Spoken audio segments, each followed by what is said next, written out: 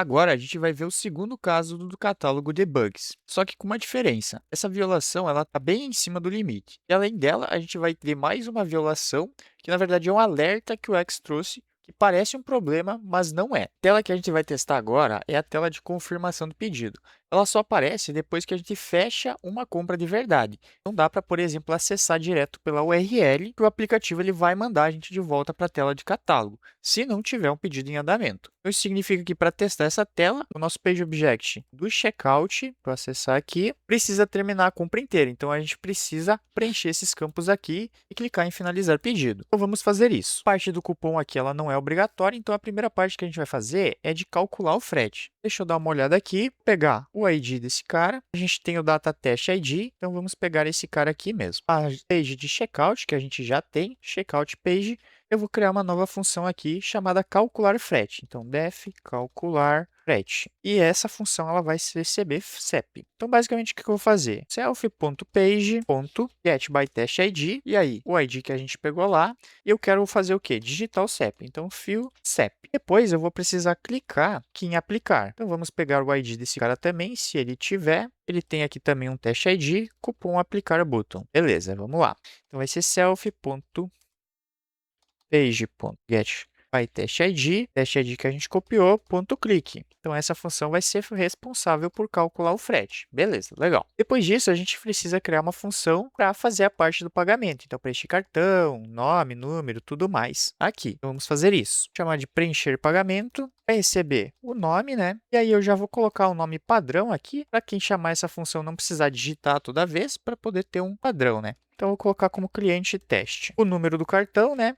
Eu vou definir aqui também padrão, vou deixar como este aqui mesmo. A gente precisa preencher a validade e o CVV. Então, validade, vou deixar uma validade padrão aqui também para facilitar a nossa vida. O CVV também vou deixar um padrão, vou colocar como 1, 2, 3. Beleza, então agora a gente precisa pegar os mapeamentos para ir preenchendo os campos lá. O número do cartão a gente tem o Data Test ID, então vamos pegar por ele, self.page, get by test ID, aí eu vou colocar aqui e a gente vai preencher o nome do cliente. Eu vou dar um Ctrl D aqui para duplicar, são 4 campos, né?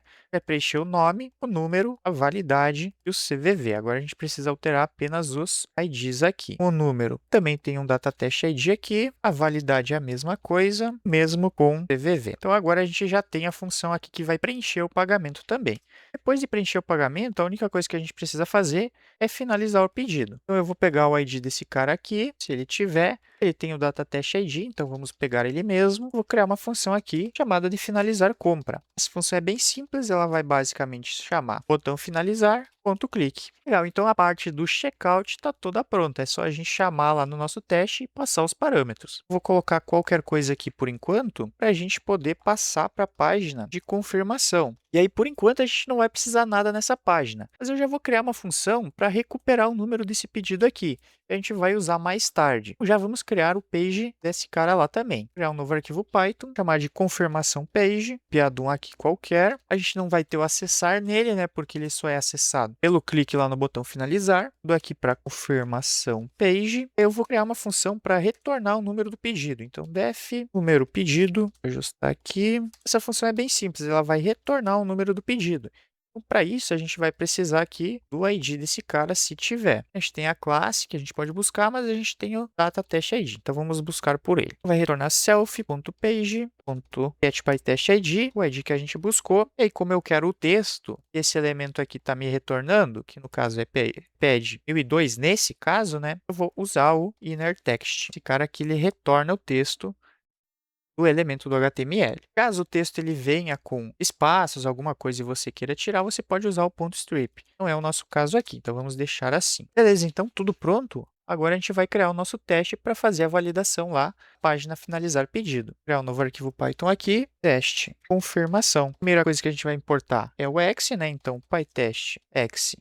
Nosso helper de violações, né? Então, from helpers, comport acerte sem violações graves. E as duas páginas que a gente vai usar, né? Então, from pages.produto detalhe. Por que produto detalhe? Porque antes a gente precisa adicionar um produto aqui ao carrinho. Caso contrário, a gente não consegue finalizar a compra aqui na página de checkout. E a nossa página de checkouts. Então, from page, checkout page, checkout page. Legal. Copiar o nome do teste aqui, porque eu vou deixar o mesmo, def teste confirmação, e vai receber a nossa fixture de logado, né? A gente precisa fazer login. Vou criar o objeto de produto, e de produto eu vou acessar produto, e aí produtos a gente já viu que a gente acessa produtos específicos, então eu posso passar P2 aqui, P1, como a gente já fez. Depois eu preciso adicionar esse produto, então aqui eu passo o mesmo ID. Beleza, produto adicionado, eu já posso ir para a página de checkout. Então, eu vou criar meu objeto. Aí, do objeto, eu acesso a página. Acessando a página, eu calculo o frete. Então, checkout.calcular frete. E aí eu preciso passar um CEP aqui. Vou colocar o CEP aqui de Balneário Camboriú mesmo, mas pode ser qualquer um. Depois de calcular o frete, a gente precisa preencher o pagamento. E aí, como a gente deixou os valores default aqui, a gente não é obrigado a passar, né? Caso a gente não passe, vai com esses. Mas, se a gente quiser, a gente pode passar valores aqui também. Então, por exemplo, vou passar o nome como Jefferson, só para ficar diferente. Legal, e depois a gente finaliza a compra. Então, checkout.finalizar compra. Tudo feito, agora a gente vai rodar o X para validar a página lá, confirmação. Então, vou salvar o resultado, né? Resultado igual a x.run e a gente passa a página, que é o nosso logado. Aí vamos fazer o acerte aqui. Beleza, teste feito, vamos rodar aqui para ver se está tudo funcionando. O teste que funcionou, ele rodou aqui e a gente teve uma violação grave aqui. Ok, vamos dar uma olhada no HTML. Novamente, a gente tem a violação aqui de contraste. Aqui ele tem o elemento que está com o problema. Então, eu vou dar um page.pause só para a gente confirmar, mas é o mesmo caso que a gente já viu. Então, eu vou dar aqui um logado.pause. Vamos executar. Aí, se eu der um inspecionar aqui e buscar o ID, ele está aqui em número de pedido. Então, aparentemente, o número de pedido aqui, ele está com ou uma cor ou está com as bordas muito finas aqui, né? No caso, o problema é de cor, mas é porque as bordas aqui estão finas. Se talvez dessa cor com uma borda maior, ele não causaria o problema. Para identificar o problema, a gente pode acessar o site aqui também, né? Para ver bem certinho.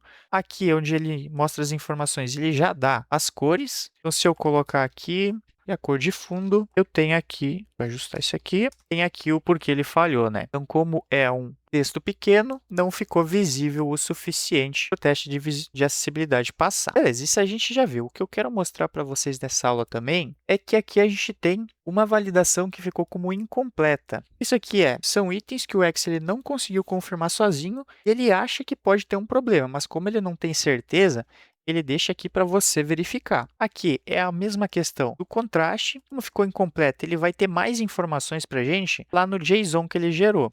Eu vou abrir o JSON aqui e vou aqui para as violações incompletas. Aqui, ó, incomplete. E aí a gente tem a validação com problema. Aqui a gente tem a tag HTML que a gente pode usar para encontrar qual que é o elemento com problema. Então, a gente tem o data test ID aqui. Eu vou copiar ele e aí aqui na nossa página de confirmação vamos procurar qual que é. Se a gente vê aqui, é esse sinalzinho aqui de certo. Então, esse cara que ele não conseguiu verificar. O motivo a gente tem aqui dentro do JSON também. Ele fica aqui bem 6K, então é um BPM. Então, o que acontece? Na verdade, ele não conseguiu verificar porque o texto aqui não é um texto realmente, não é uma escrita, né? Ele é um símbolo. Então, o X ele não conseguiu calcular o contraste com segurança. Só que se a gente der uma olhada aqui no HTML, deixa eu expandir isso aqui, a gente tem essa tag aqui, Arial Hidden, igual a True. Isso basicamente quer dizer, para os leitores de tela, inclusive o Playwright, se você usar um locator com acessibilidade, né? Esse elemento aqui ele vai estar escondido. Ele é basicamente só decoração. Então, quem usa o leitor, ele não vai nem saber que esse cara existe. Dessa forma, na revisão manual que a gente fez, a conclusão é que não é um problema de acessibilidade real.